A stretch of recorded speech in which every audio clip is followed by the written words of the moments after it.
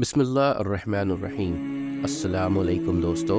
حضرت موسیٰ علیہ السلام اللہ تعالیٰ کے بہت بڑے رسول گزرے ہیں۔ آپ پر توراۃ شریف نازل ہوئی۔ ان کی قوم جنہیں اس وقت یہودی کہا جاتا ہے، انہی بنی اسرائیل کی ہدایت اور نجات کا کام آپ کے سپرد ہوا۔ قرآن پاک میں آپ کا بار بار ذکر آتا ہے، اس لیے اس قصے کو کھول کر بیان کرنا چاہتے ہیں۔ حضرت ابراہیم علیہ السلام کا قصہ تو آپ پہلے سن چکے ہیں۔ حضرت ابراہیم علیہ السلام کے دو بیٹے بہت مشہور ہوئے ہیں، حضرت اسماعیل علیہ السلام اور حضرت اسحاق علیہ السلام۔ حضرت اسماعیل مکہ مکرمہ میں ٹھہرے، جہاں حضرت ابراہیم علیہ السلام ان کی والدہ کے ساتھ چھوڑ آئے تھے، جہاں ان کی اولاد خوب پھولی پھلی۔ انہی میں ہمارے رسول پاک جناب محمد رسول اللہ صلی اللہ علیہ وسلم پیدا ہوئے۔ حضرت اسحاق کے بیٹے حضرت یعقوب علیہ السلام تھے، جن کا دوسرا نام اسرائیل یعنی اللہ کا بندہ تھا۔ ان کی اولاد بنو اسرائیل کہلائی۔ یہ لوگ حضرت یوسف علیہ السلام کی وجہ سے مصر میں آباد ہو گئے تھے، جہاں وہ مصریوں کے 400 سال تک غلام بنے رہے۔ مصر پر اس زمانہ میں قبطیوں کی حکومت تھی۔ ان کا بادشاہ فرعون کہلاتا تھا۔ یہ بنو اسرائیل پر طرح طرح کے ظلم کرتا تھا۔ اللہ تعالیٰ نے رحم فرمایا اور بنو اسرائیل کی ہدایت اور آزادی کے لیے حضرت موسیٰ علیہ السلام کو پیدا کیا۔ مصر کے بادشاہ فرعون کو نجومیوں نے بتایا کہ بنی اسرائیل میں بہت جلد ایک لڑکا پیدا ہونے والا ہے، جو تیری حکومت کو تباہ کر کے اپنی قوم کو آزاد کرا لے گا۔ اس خبر سے وہ پریشان ہو گیا اور اس نے حکم دیا کہ اس قوم میں جو بھی لڑکا پیدا ہو اسے ذبح کر دیا جائے، مگر لڑکیاں زندہ رہنے دی جائیں۔ جس سال حضرت موسیٰ علیہ السلام پیدا ہوئے، ان کی والدہ کو اس بات کا ہر وقت خدشہ لگا رہتا تھا کوئی دایا بادشاہ کو اس بات کی خبر نہ دے، مگر اللہ نے ان کو تسلی دی کہ تم فکر نہ کرو۔ جب بھید کھل جانے کا خطرہ زیادہ ہو گیا، انہوں نے اللہ کے حکم سے انہیں ایک صندوق میں بند کر کے دریا میں ڈال دیا۔ دریا کے دوسری طرف فرعون کے گھر والے تھے۔ انہوں نے صندوق کو جو بہتے دیکھا تو اٹھا کر گھر لے گئے۔ انہیں خبر نہ تھی کہ آگے چل کر یہی لڑکا ان کی رنج کا سبب ہوگا۔ فرعون کی بیوی نے کہا، اسے قتل نہ کرو، یہ ہم سب کی آنکھوں کی ٹھنڈک ہے، ہمارے کام آئے گا اور اسے اپنا بیٹا بنائیں گے۔ اب اس کو دودھ پلانے کی فکر ہوئی تو وہ کسی عورت کا دودھ نہیں پیتے تھے۔ ان کی بہن جو اس صندوق کے پیچھے لگی ہوئی تھی، یہ سب کچھ دیکھ رہی تھی۔ انہوں نے کہا کہ میں ایک اننا کا پتہ دیتی ہوں جو اس کو پال لے گی اور اچھی طرح دیکھ بھال کر لے گی، اور انہوں نے حضرت موسیٰ علیہ السلام کی ماں کا پتہ بتایا۔ اس طرح موسیٰ علیہ السلام اپنی ماں کے پاس پہنچ گئے۔ اللہ تعالیٰ حضرت موسیٰ علیہ السلام کو اپنی قوم کے دشمن فرعون کے گھر میں پرورش پاتے رہے، یہاں تک کہ جوان ہو گئے۔ ایک روز کا قصہ ہے کہ وہ صبح سویرے شہر آئے۔ اس وقت سب کے سب آرام سے سو رہے تھے۔ انہوں نے اپنی قوم کے ایک آدمی کو دیکھا جسے قبطی مار رہا تھا، کیونکہ وہ اس سے بیگار میں کام لینا چاہتا تھا اور وہ انکار کر رہا تھا۔ حضرت موسیٰ علیہ السلام نے اپنی قوم کی ذلت برداشت نہ ہو سکی اور اس کی مدد کے لیے مجبور ہو گئے۔ انہوں نے اس کو گھونسا مارا کہ جان نکل گئی۔ اس کا مرنا تھا کہ حکومت میں کھلبلی مچ گئی۔ بنی اسرائیل کے ایک شخص نے ہماری قوم کے آدمی کو مار ڈالا، چنانچہ حکم دیا گیا کہ قتل کرنے والے کو مار دیا جائے۔ مگر حضرت موسیٰ علیہ السلام کو وقت پر خبر مل گئی اور وہ مدین کی طرف چلے گئے، جو حضرت شعیب علیہ السلام کا شہر تھا۔ مدین کے قریب پہنچے تو دیکھا کنویں کے پاس بہت سے لوگ جمع ہیں جو اپنے اپنے جانوروں کو پانی پلا رہے ہیں، مگر دو لڑکیاں اپنے جانوروں کے لیے ایک طرف کھڑی ہیں۔ حضرت موسیٰ نے ان سے پوچھا کہ تم یہاں کیوں کھڑی ہو؟ انہوں نے کہا، ہمارا باپ بوڑھا ہے، ہم اس انتظار میں کھڑے ہیں کہ یہ لوگ اپنے جانوروں کو پانی پلا لیں تو بچا ہوا پانی اپنے جانوروں کو دیں۔ یہ سنا تو انہوں نے پانی کھینچا اور ان کے جانوروں کو پانی پلا دیا اور ایک درخت کے نیچے جا کر بیٹھ گئے، کیونکہ شہر میں کسی سے جان پہچان نہ تھی۔ وہ دونوں لڑکیاں حضرت شعیب علیہ السلام کی صاحبزادیاں تھیں، جن کا قصہ آپ پہلے سن چکے ہیں۔ انہوں نے گھر جا کر اپنے والد سے تمام قصہ بیان کیا اور ان کے فرمان پر اپنے گھر لے گئیں۔ جب انہوں نے اپنی مصیبت کا قصہ سنایا تو حضرت شعیب علیہ السلام نے فرمایا، اب ڈرنے کی ضرورت نہیں، اللہ نے آپ کو ظالم قوم سے بچا لیا ہے۔ حضرت شعیب علیہ السلام نے ان سے کہا کہ تم 8 سال تک میرے پاس کام کرو اور 2 سال ٹھہر جاؤ، تمہیں اختیار ہے مگر میں اس کا حق نہیں رکھوں گا۔ 8 साल गुजर जाने पर तुम्हें अपने पास रहने पर मजबूर ना करूँगा। मैं अपनी तरफ से यह वादा करता हूँ कि अपनी एक लड़की का निकाह तुमसे कर दूँगा। हज़रत मूसा अलैहिस्सलाम ने कहा कि मुझे मंजूर है, 8-10 साल, इसमें जो मुद्दत चाहूँ पूरी करो। मुझ पर ज़ोर ज़्यादती ना होनी चाहिए और अल्लाह ताला इन सब बातों पर गवाह है। चुनांचे वह बराबर काम करते रहे और जब मुद्दत पूरी हो गई तो हज़रत शुएब ने अपनी लड़की का निकाह उनसे कर दिया। जब निकाह हो गया तो दोनों मियाँ बीवी वहाँ से रवाना हुए और रास्ते में एक जगह पहाड़ी की तरफ उन्होंने आग देखी। मूसा अलैहिस्सलाम ने अपनी बीवी से कहा कि तुम यहाँ ठहरो, मैं आग लेकर अभी आता हूँ, और अगर कोई शख्स वहाँ मिल गया तो उससे रास्ता भी मालूम कर लूँगा। वहाँ गए तो मैदान के किनारे पर दरख्त में से आवाज़ आई, मुबारक है वह जो इस आग में है और जो इसके चारों तरफ है। तुम तुवा के मैदान में हो, अपने जूते उतार लो। मैं बड़ी दानाई वाला अल्लाह हूँ, तमाम जहान का और तुम्हारा पालने वाला। मैंने तुम्हें पैगंबरी के लिए चुन लिया है। जो कुछ कहता हूँ उसको सुन, मेरी इबादत कर और मेरी याद की खातिर नमाज की पाबंदी कर। बेशक क़यामत आने वाली है। मूसा अलैहिस्सलाम, तुम्हारे दाएं हाथ में क्या है? उन्होंने कहा, यह मेरी लाठी है, इस पर सहारा लेता हूँ। अपनी बकरियों के लिए इससे पत्ता झाड़ता हूँ और इसके सिवा इससे और भी काम लेता हूँ। अल्लाह ताला ने हुक्म दिया कि इस लाठी को ज़मीन पर डाल दो। लाठी जो डाली तो वह सांप की तरह दौड़ती हुई दिखाई दी। इस पर वह डर गए। अल्लाह ताला ने इरशाद फरमाया कि इसको पकड़ लो और डरो नहीं, हम अभी इसको पहली हालत पर कर देते हैं, और अपना दाहिना हाथ अपनी बाईं बगल में दे लो, फिर निकालो, बिला किसी ऐब के निहायत रोशन होकर निकलेगा। यह दूसरी निशानी होगी ताकि हम तुमको अपनी कुदरत की बड़ी निशानियों में से बाज़ निशानियाँ दिखा दें। इन दोनों निशानियों के साथ साथ अल्लाह ने हज़रत मूसा अलैहिस्सलाम को फ़िरऔन के पास भेजा और फरमाया, इस मुल्क में फ़िरऔन ने फ़साद फैला रखा है और सरकशी का कमर बांध रखी है। आपने फरमाया कि मुझे डर है कि वह मुझे जुटलाएगा। मैंने उसके एक आदमी को मार दिया था, अब वह मुझे मारने की कोशिश करेगा। मेरा जी रुकता है, मेरी ज़ुबान खोल कि लोग मेरी ज़बान समझ लें, और मेरे भाई हारून को भी मेरे हाथ कर दे कि मुझे क़ुव्वत मिले। हज़रत मूसा अलैहिस्सलाम की दुआ कबूल हो गई और दोनों भाइयों ने मिस्र में जाकर फ़िरऔन से कहा कि अल्लाह ताला ने हमें तेरे पास भेजा है कि तू बनी इसराइल को न सता और उन्हें हमारे साथ रवाना कर दे। हमारे पास तेरे रब की निशानियाँ हैं, और यह भी यकीन कर ले कि सलामती उस शख्स के लिए है जो सीधी राह पर है, और जो शख्स जुटलाएगा, सरकशी करेगा, उस पर अल्लाह का अज़ाब आएगा। फ़िरऔन के पास अल्लाह का पैगाम पहुँचा दिया गया, मगर उसे अपनी हुकूमत, फ़ौज और ख़जानों पर घमंड था, इसलिए वह बराबर उनसे बहस करता रहा, और जब हर बात का उसको ठीक ठीक जवाब मिलता रहा तो उसने मूसा से कहा, तुम बच्चे से थे जब तुम हमारे घर में आए। हमने तुम्हें साल तक अच्छी तरह पाला, और रहा एहसान जतलाना परवरिश का, सो वह यह नेमत है जिसका तू मुझ पर एहसान रखता है। तूने बनी इसराइल को सख्त ज़ल्लत में डाल रखा था, और जब तुमने मेरे कत्ल का इरादा किया तो मैं मदियन चला गया। फिर अल्लाह ने मुझे दानाई दी और जब रसूल बनाकर तेरी तरफ भेजा, फ़िरौन ने कहा, तुमने वह हरकत यानी क़िब्ती को कत्ल किया था और तुम बड़े नास पास हो। हज़रत मूसा ने जवाब दिया कि वाकई मैं उस वक्त यह हरकत कर बैठा था और मुझसे गलती हो गई थी। फ़िरौन इस बात को सुनकर लाजवाब हो गया और बात बदल कर पूछने लगा, तुम्हारा रब कौन है? ने फरमाया, जिसने आसमान और ज़मीन को पैदा किया, जो न सिर्फ तुम्हारा बल्कि हमारे बाप दादा का पालने वाला है। फ़िरौन ने दरबारियों से कहा, यह तो कोई दीवाना है जो बहकी बहकी बातें कर रहा है। आखिर जब वह हर तरफ से तंग हो गया तो उसने तमाम मुल्क में ढिंढोरा पिटवाया, बड़े बड़े जादूगरों को बुलवाया, चारों तरफ हरकारे दौड़ा दिए, और ईद के दिन सबके सब मैदान में जमा हुए। अब एक तरफ फ़िरऔन था, उसके दरबारी शाही फ़ौजें और उसकी कौम, दूसरी तरफ गरीब और बेकस हज़रत मूसा अलैहिस्सलाम और हारून अलैहिस्सलाम थे।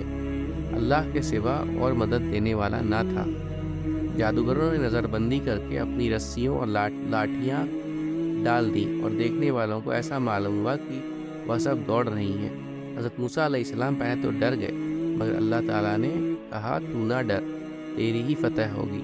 तेरे दाहिने हाथ में जो लाठी है उसे डाल दे कि वह इन सब को निगल जाएगी। جو کچھ انہوں نے بنایا ہے وہ صرف جادو ہے، جہاں اللہ کا حکم آ جائے وہاں جادو کام نہیں کر سکتا۔ اب جو انہوں نے اپنی داڑھی ڈالی تو وہ اژدہا بن کر سب کو نگل گئی۔ جادوگروں نے جو دیکھا تو وہ سب کے سامنے سجدے میں گر پڑے اور کہا کہ ہم موسیٰ اور ہارون علیہ السلام کے رب پر ایمان لے آئے۔ فرعون نے غصہ میں آ کر کہا، تم نے اس کو مان لیا ہے؟ ابھی میں نے حکم نہیں دیا تھا؟ وہی تمہارا بڑا ہے جس نے تم کو جادو سکھایا ہے۔ تم سب نے مل کر یہ شرارت کی ہے۔ تم سب کے ہاتھ اور پاؤں کاٹ ڈالوں گا اور پھر سب کو سولی پہ چڑھا دوں گا۔ مگر ان جادوگروں پر دھمکی کا کچھ اثر نہ ہوا۔ انہوں نے کہا، ہمیں کچھ پرواہ نہیں، ہمیں اپنے رب کے پاس جانا ہے۔ زور تو بس اسی زندگی تک چلا سکتا ہے۔ جو کچھ تجھے کرنا ہے کر لے۔ اے ہمارے پالنے والے، ہم تجھ پر ایمان لے آئے ہیں۔ جب ہم پر یہ مصیبتیں آئیں تو ہمیں صبر دینا اور دنیا سے مسلمان ہی اٹھانا۔ فرعون نے ان جادوگروں کو جو مسلمان ہو گئے تھے سولی پر چڑھا دیا اور ان کے ہاتھ پیر کٹوا دیے۔ اتنی تکلیفوں کے ہوتے ہوئے بھی وہ ایمان پر قائم رہے۔ اس واقعہ کے بعد بھی فرعون کی قوم اللہ تعالیٰ پر ایمان نہیں لائی اور اپنے غرور پر رہی۔ اللہ تعالیٰ بڑا مہربان ہے، وہ بار بار اپنے بندوں کو سیدھی راہ دکھاتا ہے۔ اس کے بعد اللہ پاک فرعون اور اس کی قوم کو ڈرانے کے لیے طرح طرح کے عذاب بھیجتا رہا۔ کبھی لوگوں کی نصیحت کے لیے قحط ڈال دیا اور پیداوار کی کمی کر دی، مگر جب کبھی ان پر کوئی آفت آتی تو یہی کہتے کہ موسیٰ اور ان کے ساتھیوں کی نحوست ہے۔ پھر اور زیادہ سمجھانے کے لیے ان پر وبا، ٹڈیاں، جوئیں، میڈک اور خون کی نشانیاں بھیجی۔ مگر جب کبھی ان پر کوئی عذاب آتا تو حضرت موسیٰ علیہ السلام سے کہتے کہ آپ ہمارے لیے دعا کریں، اگر عذاب ٹل گیا تو ہم ضرور مسلمان ہو جائیں گے۔ مگر ان کی حالت یہ تھی کہ ادھر عذاب ٹلا اور ادھر وہ اپنے اقرار سے پھر گئے۔ جب ان کی حد ہو گئی تو اللہ کے حکم سے حضرت موسیٰ علیہ السلام اپنی تمام قوم کو لے کر وہاں سے راتوں رات نکل کھڑے ہوئے۔ فرعون نے بھی شرارت اور ظلم سے ان کا پیچھا کیا اور صبح ہوتے ہی ان کو سمندر قریب جا لیا۔ موسیٰ علیہ السلام کے ساتھی چلائے کہ ہم پکڑے گئے۔ آپ نے فرمایا، ہرگز نہیں، میرے ساتھ میرا رب ہے، وہ مجھے راستہ بتا دے گا۔ غرض اللہ تعالیٰ نے بنی اسرائیل کو صحیح و سالم سمندر کے پار اتار دیا۔ مگر جب فرعون اور اس کے لشکروں سے ظلم اور شرارت کے لیے ان کا پیچھا کیا تو دیکھتے ہی دیکھتے سب غرق ہو گئے، اور یوں اللہ نے ان کو باغوں، چشموں اور عالیشان محلوں سے نکالا، اور پھر ان ظالموں پر نہ آسمان رویا نہ زمین، اور بنی اسرائیل کو ان چیزوں کا مالک بنا دیا، اس لیے کہ وہ صبر کرتے تھے۔ سمندر سے پار ہو کر یہ لوگ مصر کے ریگستانوں میں سفر کر رہے تھے۔ اللہ تعالیٰ نے انہیں دھوپ کی تکلیف سے بچانے کے لیے ان پر ابر کا سایہ کر دیا اور ان کے کھانے کے واسطے من و سلوہ بھیج دیا۔ ان کو 12 قبیلوں میں تقسیم کر دیا اور ہر ایک کے لیے پانی کا ایک چشمہ مقرر کر دیا، مگر زیادہ دیر تک وہ ان چیزوں پر صبر نہ کر سکے اور گیہوں اور ساگ، ککڑیاں، لہسن، مسور اور پیاز کی خواہش کی۔ حضرت موسیٰ علیہ السلام نے مجبوراً انہیں شہر جانے کی اجازت دے دی۔ حضرت موسیٰ علیہ السلام طور پر گئے کہ اللہ تعالیٰ سے تورات حاصل کریں، اور ان کی غیر حاضری میں ان کی قوم نے سونے چاندی کا ایک بچھڑا بنا لیا اور اسے پوجنا شروع کر دیا۔ حضرت ہارون علیہ السلام نے انہیں بہت سمجھایا مگر وہ نہ مانے۔ آخرکار تنگ آ کر وہ چپ ہو گئے کہ کہیں ان میں زیادہ اختلاف نہ ہو جائے۔ دور سے واپس آ کر آپ علیہ السلام نے ان لوگوں کو بتایا، تم نے بہت برا کام کیا۔ سب نے اپنے گناہوں کا اقرار کیا اور آئندہ کے لیے توبہ کی۔ ایک مرتبہ بنی اسرائیل نے حضرت موسیٰ سے کہا کہ ہم آپ کی کوئی بات نہ مانیں گے جب تک ہم اپنی آنکھوں سے اللہ تعالیٰ کو نہ دیکھ لیں۔ اس کام کے لیے انہوں نے اپنی قوم میں سے 70 آدمی چن لیے اور مقررہ جگہ پر پہنچ گئے۔ یہاں بجلی کی کڑک نے ان کو آ لیا اور وہ بے ہوش ہو کر گر گڑے۔ اس کے بعد اللہ نے ان کو زندہ کر دیا کہ پھر ایسی بات زبان سے نہ نکالے۔ آپ نے قوم سے فرمایا کہ اللہ نے تم میں نبی پیدا کیے اور تمہیں آزاد کیا۔ اب تم ہمت کر کے ملک شام پر حملہ کرو، اللہ تمہیں ضرور کامیاب کرے گا، اور اگر بزدلوں سے کام لیا تو ضرور نقصان اٹھاؤ گے۔ مگر ان لوگوں نے صاف انکار کر دیا اور کہا، وہاں کے رہنے والے بڑے بہادر اور جواں مرد ہیں، اور اگر وہ اپنے آپ اس ملک کو خالی کر دیں تو ہم ضرور اس ملک پر قبضہ کر لیں گے، ورنہ آپ جانیں اور آپ کا خدا، ہم تو یہاں سے 1 انچ آگے نہیں بڑھیں گے۔ آپ ان کا جواب سن کر بہت ناراض ہوئے اور دعا کی، اے میرے پروردگار، مجھے اور میرے بھائی کو ان نافرمانوں سے الگ کر دے۔ اللہ تعالیٰ کی طرف سے ارشاد ہوا کہ تم ان بدبختوں سے رنج نہ کرو، ہم نے 40 سال تک ان کا داخلہ ملک شام میں بند کر دیا ہے، یہ جنگل ہی میں بھٹکتے پھریں گے۔ ایک دفعہ آپ اپنے خادم کے ساتھ سفر کر رہے تھے، چلتے چلتے ایسے جگہ پہنچ گئے جہاں 2 سمندر ملتے تھے۔ وہاں ان کا خادم مچھلی بھول گیا اور دونوں آگے بڑھے چلے گئے۔ کچھ دور جا کر انہوں نے اپنے خادم سے کہا، میں تھک گیا ہوں، کھانا لاؤ۔ اس نے کہا، جب چٹان پر ہم سفر کر رہے تھے تو اس مچھلی نے دریا کا راستہ لیا تھا۔ اصل میں حضرت موسیٰ علیہ السلام کو اسی جگہ کی تلاش تھی، اس لیے پھر اسی جگہ پر واپس چلے آئے۔ وہاں انہوں نے اللہ کے ایک نیک بندے کو دیکھا اور کہا کہ اللہ نے جو کچھ آپ کو علم دیا ہے وہ مجھے بھی سکھا دیجیے، مگر انہوں نے جواب دیا کہ تم صبر نہ کر سکو گے۔ آخر کار جب انہوں نے زیادہ اصرار کیا تو کہا کہ تم میرے ساتھ رہنا چاہتے ہو تو شرط یہ ہے کہ جب تک میں خود تم سے نہ کہوں مجھ سے کوئی بات نہ کرنا اور نہ ہی پوچھنا۔ حضرت موسیٰ علیہ السلام نے یہ شرط منظور کر لی اور دونوں سفر پر روانہ ہو گئے۔ دونوں ایک کشتی پر سوار ہو گئے تو اس اللہ کے بندے نے کشتی کو توڑ ڈالا۔ حضرت موسیٰ علیہ السلام اس پر ناراض ہوئے اور کہا، تم نے خواہ مخواہ کشتی توڑ دی، اس میں سوار لوگ ڈوب جائیں گے۔ انہوں نے شرط یاد دلائی تو آپ نے کہا، میں بھول گیا، اب ایسا نہیں ہوگا۔ آگے بڑھے تو خشکی پر ایک لڑکا ملا جسے انہوں نے قتل کر ڈالا۔ اس پر موسیٰ بگڑ گئے اور کہا، بغیر کسی قصور کے اس کو مار ڈالا، آپ نے بہت برا کیا۔ اس پر انہوں نے کہا کہ میں نے کہا تھا کہ آپ میرے ساتھ نہ چل سکیں گے۔ پھر دونوں میں قول و قرار ہوا۔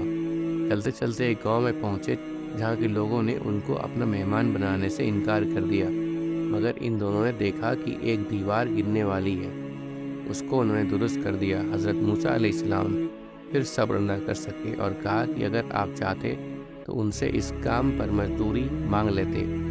اللہ کے بندے ان سے کہا کہ اب ہم دونوں ایک ساتھ نہیں رہ سکتے، مگر جدا ہونے سے پہلے ان قصوں کا مطلب سن لیجئے۔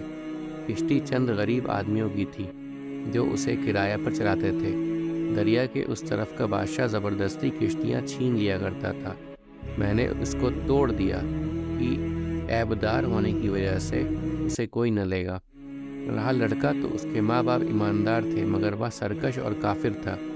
ڈر تھا کہ اس کی نافرمانی اور کفر سے ماں باپ کو تکلیف پہنچے۔ میں نے قتل کر دیا کہ اللہ انہیں مہربان اور نیک بیٹا عطا کرے۔ دیوار شہر کے 2 یتیم بچوں کی تھی جس کے نیچے ان کی دولت دفن تھی۔